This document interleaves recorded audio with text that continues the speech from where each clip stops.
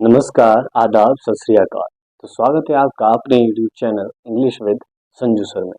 जैसे मैंने आपको पिछली वीडियो में वादा किया था कि मॉडल्स के बारे में हम अगली वीडियो में पढ़ेंगे, ताकि जो हमारी वर्ब्स की जो वीडियो है वो ज़्यादा लंबी ना हो सके। ज़्यादा लंबी वीडियो से क्या हो जाता है कि आप लोग बोर हो जाते हैं और वीडियो आधी अधूरी देखते हैं और आपकी नॉलेज जो है कम रह जाती है। जिसके लिए आज मैं अपना बचा हुआ पार्ट जो कि मॉडल वर्ब्स का है वो मैं आपको लेकर आऊँ। मॉडल फिल्मों वाले मॉडल नहीं, ये हमारे अंग्रेजी वाले मॉडल है, यानी कि इंग्लिश वाले मॉडल्स है। मॉडल्स मॉडल्स क्या है? मॉडल्स हमारे पास एक तरीके से हेल्पिंग वर्ब का काम भी करते हैं, वर्ब का काम भी करते हैं। मॉडल्स एक तरीके से ऐसे वर्ड होते हैं जो किसी खास तरह की अवस्था या फिर खास तरह का मूड जो है शो करने के लिए यूज किए जाते हैं। जैसे बात कर लेते हैं शेल की। शेल, वैसे तो शेल हमारे पास फर्स्ट पर्सन यानी आई और वी के साथ यूज किया जाता है। जैसे I shall go to Mumbai, इस तरीके से यूज किया जाता है। इसे we shall run a race. I और वी यानी कि जिन्हें हम फर्स्ट पर्सन भी कहते हैं उनके साथ यूज किया जाता है, लेकिन सेकंड पर्सन और थर्ड पर्सन यानी कि हमारे you he she it name they इनके साथ भी शेल का यूज किया जाता है। वो कब किया जाता है आइए समझते हैं। जैसे शेल का यूज प्रॉमिस, थ्रेट और डिटर्मिनेशन में किया जाता है। प्रॉमिस का मतलब वादा, थ्रेट का मतलब जो कहाँ किसी को धमकी देता है, या फिर डिटर्मिनेशन जिसे हम दृढ़ निश्चय कहते हैं। अगर प्रॉमिस की बात करें तो जैसे you shall give us a tea party, तो यहाँ पे यू के साथ शेल का यूज हुआ है, लेकिन हमारे पास टेंसेस में यू के साथ जो है विल का यूज होता है। लेकिन मॉडल्स जो है, मॉडल के अनुसार हम शेल का प्रयोग जो है सेकंड और थर्ड पर्सन के साथ भी कर सकते हैं। तो यू के साथ यहाँ पे शेल का प्रयोग प्रॉमिस के लिए क्या है, you shall give us a tea party, कि तुम हमें टी पार्टी दोगे, ठीक है, इस तरह के प्रॉमिस। या फिर थ्रेट की बात करें, you shall face the consequences, मतलब तुम्हें की परिणाम जो है भुगतने पड़ेंगे, इस तरीके से थ्रेट। अब डिटर्मिनेशन की बात करें, जैसे he will crack NDA exam, he will crack NDA exam, तो ये क्या है, डिटर्मिनेशन। डिटर्मिनेशन की वो क्या है कि एनडीए एग्जाम को क्रैक करेगा। इस तरीके से जो है शेल का प्रयोग हम करते हैं। आइए अब जानते हैं विल के बारे में। विल भी मैक्सिमम ऐसे ही यूज होता है। विल वैसे तो सेकंड पर्सन और थर्ड पर्सन, जैसे मैंने कहा you he she it name and they के साथ यूज होता है। इसके अलावा जो है ये भी प्रॉमिस, थ्रेट या फिर डिटर्मिनेशन में यूज होता है।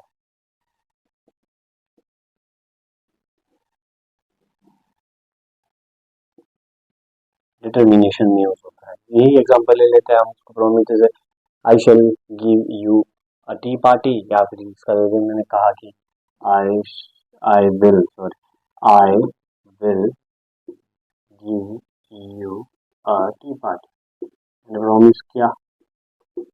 या फिर थ्रेट में कहा कि, फिर मैंने कहा कि we will face the consequences. और डिटर्मिनेशन की बात करें तो I will get this job, ठीक है, डिटर्मिनेशन की मैं इस जॉब को पा लूंगा। इस तरीके से शेल और विल का यूज किया जाता है। और अगर हम नेगेटिव और इंटरोगेटिव की बात करें, इंटरोगेटिव सेंटेंसेस की बात करें, तो इंटरोगेटिव सेंटेंसेस में जो है, जैसे हमने कहा कि विल यू कम टुमारो,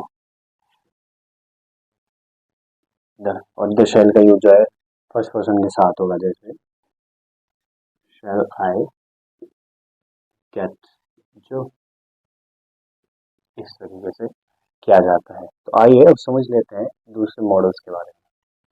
तो बात कर लेते हैं मे और माइट की। मे हमारे पास परमिशन, विश, पर्पस और पॉसिबिलिटी में होता है।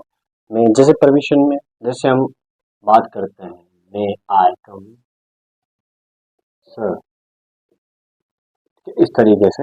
या फिर मैंने कहा कोई विश है मे गॉड ब्लेस यू, ये क्या है, ये विश है। बात करें पर्पस की, we work hard so that we may pass. अब पॉसिबिलिटी की बात करें, इट में रेन टुडे, जहाँ पे कोई मतलब पॉसिबिलिटी हो या स्ट्रॉन्ग पॉसिबिलिटी हो, अगर हम कह सकते हैं कि 50-50 चांसेस है कुछ होने के, तो वहाँ पे हम मे का यूज करते हैं। जैसे पहले परमिशन की बात करी, मैं आई कम इन, परमिशन आज्ञा लेना है, फिर आज्ञा देना, देने में हम कहते जैसे मैंने कहा मैं आई कम यू में, तो इस तरीके से हम कह सकते हैं। विश में गॉड ब्लेस यू, विश की है, डिजायर है, यहाँ पर गुड विल है।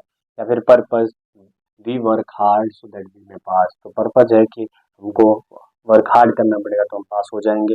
Possibility, it may rain today, कि आज बारिश हो सकती है।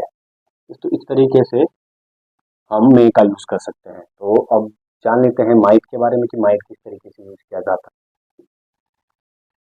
माइट, तो जैसे मैंने लिखा है पास्ट, पास्ट का मतलब है कि मे की जो पास्ट होंगी वो माइट है, तो मैक्सिमम जो माइट है वो पास्ट को डिनोट करने के लिए यूज करते हैं, या फिर हमारे अतीत को शो करने के लिए यूज करते हैं। जैसे मैंने कहा पॉसिबिलिटी में, he might win the race, ये he might win the race, और purpose, we work hard so that we might win scholarship. तो इस तरीके से पॉसिबिलिटी और पर्पस में मैक्सिमम टाइम या फिर ज़्यादा समय पे जो है माइट का यूज़ किया जाता है, लेकिन पास्ट के टाइम में, यानी कि हमारा अतीत शो करने के लिए या पास्ट शो करने के लिए। लेकिन मे का यूज जो है मैक्सिमम फ्यूचर को शो करने के लिए यूज किया जाता है, कि फ्यूचर में कोई चीज़ होगी उसके लिए यूज किया जाता है। तो मे परमिशन, विश, पर्पज और पॉसिबिलिटी, और माइट जो है पॉसिबिलिटी और पर्पज में यूज किया जाता है। तो अब देखते हैं कैन और कुड के बारे में। तो कैन का यूज हमारे पास पावर, एबिलिटी, परमिशन और पोलाइट रिक्वेस्ट के लिए यूज किया जाता है। जैसे पावर, पावर मैंने कहा जैसे I can walk from morning till evening, तो इसकी पावर शो कर रहा है कि मैं वो सब कर सकता हूँ। जैसे अब मैंने कहा ability, I can do this work, तो एक ही उसकी एबिलिटी शो कर रहा है कि मेरी एबिलिटी है कि मैं वो काम कर सकता हूँ। परमिशन में जैसे मैंने कहा कि you can take my book home, तुम मेरी किताब जो है घर ले जा सकते हो, इस तरीके से। या फिर पोलाइट रिक्वेस्ट में, जैसे पोलाइट रिक्वेस्ट में कैसे यूज करेंगे हम, can you give me a pen please, ये क्या है, ये यहाँ पर पोलाइट रिक्वेस्ट में यूज किया है। तो कैन हमारे पास पावर, एबिलिटी, परमिशन और पोलाइट रिक्वेस्ट में यूज किया गया है। और कुड जो है इसकी पास्ट फॉर्म है, वो भी मैक्सिमम टाइम पे इसी के लिए यूज किया जाता है, रिक्वेस्ट या फिर परमिशन या फिर पोलाइट रिक्वेस्ट के लिए यूज किया जाता है। लेकिन ये पास्ट में यूज किया जाता है, या फिर ये पास्ट इंडेफिनिट, या फिर हम इसको पास्ट परफेक्ट में यूज कर सकते हैं। इसके भी सेम ही रहेंगे हमारे पास, सिर्फ पावर और एबिलिटी में थोड़ा कम यूज होता है, परमिशन और पोलाइट रिक्वेस्ट में ज़्यादा यूज होता है। जैसे एक एग्जांपल देता हूँ,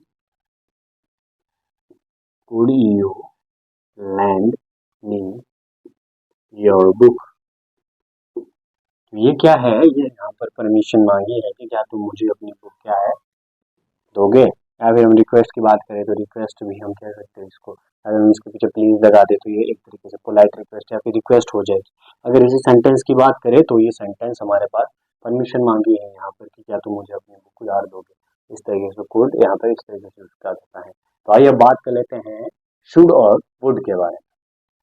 तो शुड हमारे पास शेल की पास्ट फॉर्म है, बताया था ना शेल, जैसे मे की माइट है, कैन की कुड है, उसी प्रकार शुड जो है हमारे पास शेल की पास्ट फॉर्म है। तो उसका यूज हम ड्यूटी या फिर मॉरल ऑब्लिगेशन में करते हैं। जैसे you should respect your parents, क्या ये हमारी ड्यूटी है कि तुम्हें क्या है अपने माता पिता का क्या करना चाहिए, आदर करना चाहिए। जैसे वी शुड ओबे और एल्डर्स, ये क्या हो गया, मॉरल ऑब्लिगेशन हो गया कि हमको क्या है अपने एल्डर्स यानी हमारे बड़ों का क्या है आज्ञा का पालन करना चाहिए।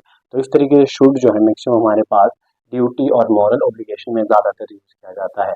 तो अब का बात करते हैं वुड की। तो वुड हमारे पास डिटर्मिनेशन में यूज किया जाता है। ऑब्स्टिनेसी, ऑब्स्टिनेसी यहाँ पर जहाँ पे कोई मतलब एक तरीके से जिद या फिर कोई मतलब काम करना है किसी ने, वो शो करने के लिए किया जाता है। और हैबिचुअल एक्शन है कोई, वो यूज करने के लिए, या फिर कोई पोलाइट रिक्वेस्ट है तो उसके लिए भी यूज कर सकते हैं। जैसे तो डिटर्मिनेशन में अगर हम बात करें, he would not work hard however I try, इस तरीके से। ऑब्स्टिनेसी की बात करें, I would have my own way in this matter.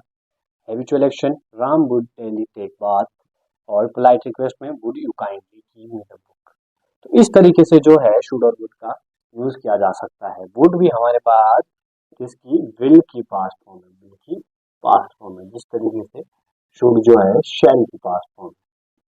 तो ये दोनों पास्ट फॉर्म इस तरीके से। अब बात कर लेते हैं बचे हुए कुछ मॉडल्स के बारे में। मस्ट, मस्ट हमारे पास कंपल्सन में यूज किया जाता है, जहाँ पे कंपल्सरी करनी पड़ती है कोई चीज, अनिवार्य होती है कोई चीज। जैसे the students must work to pass, कि बच्चों को पास होने के लिए कार्य करना पड़ेगा। अब नीड, जहाँ पे कोई नेसेसिटी होती है, कोई जरूरत है, जैसे he need not to go home, इस तरीके से नेसेसिटी हो जहाँ पर। और टू का यूज होता है मॉरल ऑब्लिगेशन में। मॉरल ऑब्लिगेशन मतलब जहाँ पे हमको कोई चीज करनी होती है, जैसे he ought to help us, उसको हमारी सहायता करनी चाहिए, सहायता करनी होगी। तो और टू जब भी हमारे पास और टू का यूज होता है, तो कहीं भी किसी भी एग्जाम्स वगैरह में होता है, तो वहां पर टू जो है वैसे ही दिया जाता है। तो आप इससे भी पता लगा सकते हैं कि वहाँ पे टू है, तो अगर वहाँ पे किन्हीं मॉडल्स की बात की है तो टू से पहले आप और लगा सकते हैं। तो ये एक आसान सी चीज़ है करने के लिए।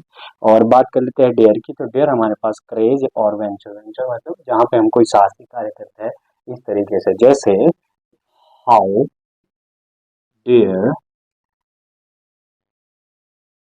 You to disobey my parents, my parents, तुम्हारी हिम्मत कैसे हुई मेरे पेरेंट्स को डिसओबे करने की, या फिर उनकी आज्ञा का पालन ना करने की। तो इस तरीके से जो है हम इन मॉडल्स का यूज कर सकते हैं। तो ये था हमारा कंप्लीट जो है वर्ब का चैप्टर, जो हमने कंप्लीट कर लिया है, जिसमें हमने पढ़ा था ट्रांजिटिव, इंट्रांजिटिव, ऑक्सिलरी वर्ब्स के बारे में, ऑक्सिलरी वर्ब जो कि हेल्पिंग वर्ब होती है। और उसके बाद हमने पढ़ा था विलंट के बारे में और इंफिनिटिव के बारे में। तो आज हमने अपने खत्म कर लिया है मॉडल्स। तो अगली वीडियो लेकर जल्द ही आऊंगा, जो कि होगी एडवर्ब्स पर। तब तक आप बने रहिए अपनी YouTube channel English with Sanju sir. धन्यवाद।